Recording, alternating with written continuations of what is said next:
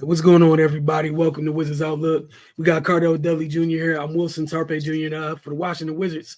Um, Look, the Lakers made sure that they did not suffer the fate that Milwaukee and Miami suffered as playoff teams coming in and taking on a Washington team that's looking to play spoiler.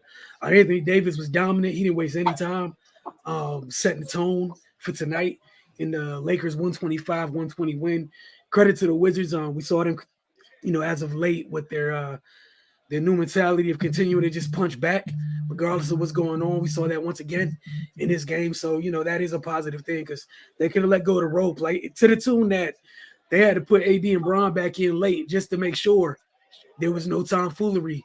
The Lakers wanted to make sure they left Capital One with a win tonight. But, Cardell, you were in the building. Your thoughts on tonight? Yeah, they couldn't really deal with Anthony Davis, which is similar to what happened with the situation with Giannis. The only difference is the Lakers got back in transition and they limited the Wizards, points in the paint. Last night I think they got about 70 points in the paint. Tonight the Lakers held them to 50, which is a big deal. But when you look at the second chance points, the Lakers punished them in that area, 18-2. You know what I mean? So and I'll rebound to 49, and I'll rebound on 49-39. So they were, the Lakers, they bent but they didn't break. Whereas the Bucks, they broke. You know what I'm saying? Because the Wizards didn't go away, they kept fighting. And apparent is when they thought the game was over. Hams, put these subs in, and and then the Wizards got right back to it. And so Ham did what he should do as a coach. Y'all not ready to play, sit your ass back down. That's why y'all ass don't play. Come back in with the starters, close out the game. And even then, they had a chance, but Butler got blocked by Anthony Davis, who had a, outstanding game, 35 points, 18 rebounds, 3 blocks, 2 steals, 10-17, but the 15-15 on the line, and 11 of that, and the 11 of that came from the I believe, the first quarter, something like the first quarter, the first half, one of the two. You know what I'm saying? It was it was crazy to see that. I don't think people understood like how dominant he was. No, it was in the first quarter. Yeah, I'm right. 11-11 from the free throw line in the first quarter, and he had 19-6 in the first quarter. That set the tone for everything that came. That set the tone from everything that came. And look, I respect the youngest man on the team, man. They continue to fight, man, and this is what we were hoping to see all year. You know what I mean? And it's good that they are showing this, that they have this in them moving forward as the season comes to a close, man. And that some of the playoff teams that are coming in here, they really have to fight to put them away. You know what I'm saying? And if they don't, they can beat them. So they're heading. It's clear that the franchise is heading in the right direction. They just have to continue to build and develop these youngins. So, like, I like what I'm seeing out of Jared Butler, second night in a row, back to back. He showed he can do some things. 9.7 assists, man. Jordan Poole, under control, point Poole. He balling in that role. You got to give credit where it's due. He's balling in that role. Then he had one of those nights. He had one of those nights, man. But, all in all, I like what I'm seeing for Vucevic.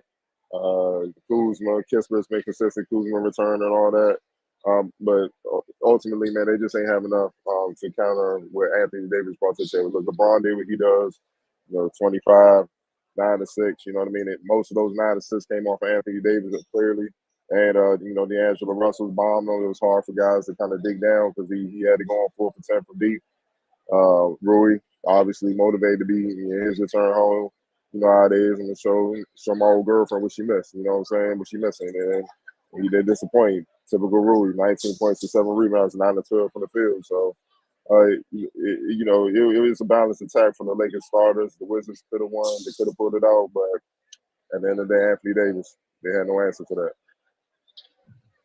Yeah, dominant performance from AD. And like you said, sometimes 1 + 1 is 2, man. You start the game with 19-6.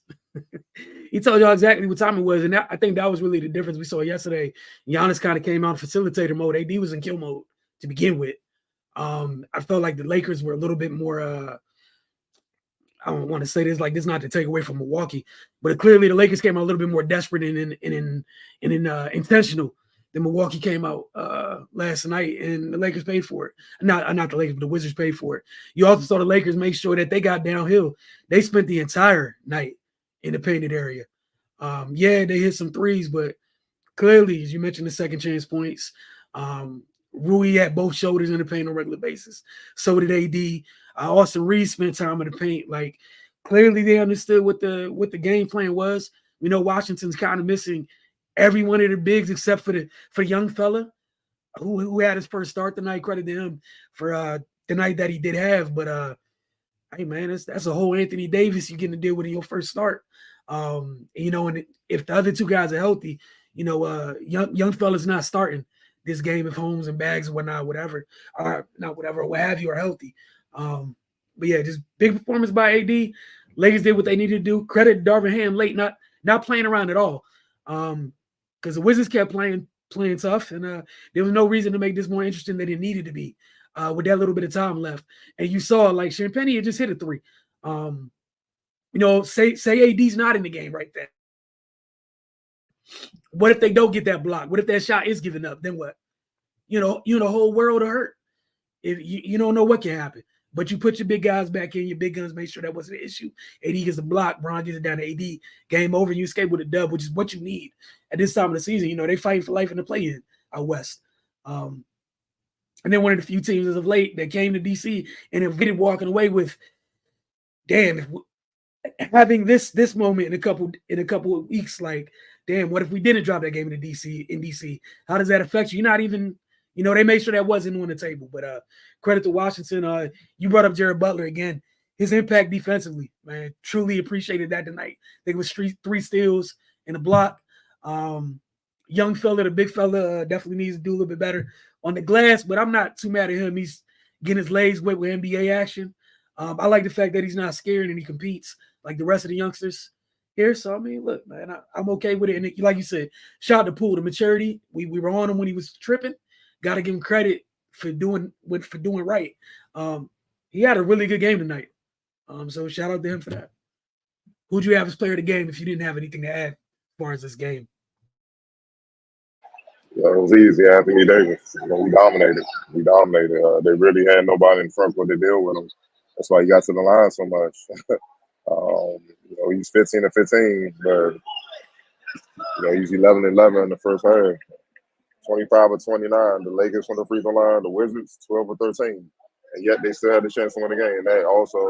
And that's because they like to run. And you know what I mean? Both teams come off back to back, but the Lakers got some. I mean, the Wizards got some youth on their side. You know what I mean? So they won. They won the fast break points 34-17. But like I said, they lost the second chance points conventionally and the points in the paint. And the Lakers got a ton of points from the free throw line. It's just hard to overcome that, man. So.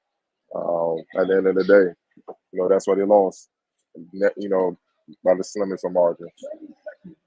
Yeah, like you said, no brainer. AD is player of the game for every reason that you listed. Again, these teams in the play-in in both conferences, they need these dubs. Doesn't matter what it looks like, they need them. X factor for the night. Man, of course, LeBron James, control the game, does what he does, control the game. He fed the beast early, let him set the tone. Then when Anthony Davis went to the bench with LeBron got aggressive, 25-9-6 on 9-18. Only took one three-pointer because there was no need. They couldn't guard him. And what I mean by they couldn't guard him, I'm not saying because literally stay in front of him. He was just too big and strong. I like the adjustments that the Wizards did, made. They didn't try to guard him with Danny or somebody like that all the time. They would put Butler, they would put smaller guys, but him being as smart as he is, man, he gave the ball up, set up shop on the elbow right there at the free throw line, and took his time, waited for guys to clear out, took one dribble, used his strength, shoulders, guards can't withstand that, bumped him out the way, got to the line, or he finished, or he found open shooters. That's the way he controlled the game, man. That's what he's been doing for 21 years now. So, that's it, man. Just another day at the office for him. But yeah, he's definitely was the X factor. Yeah, again, wholeheartedly agree. He was just a vet sitting in the wings picking the spots.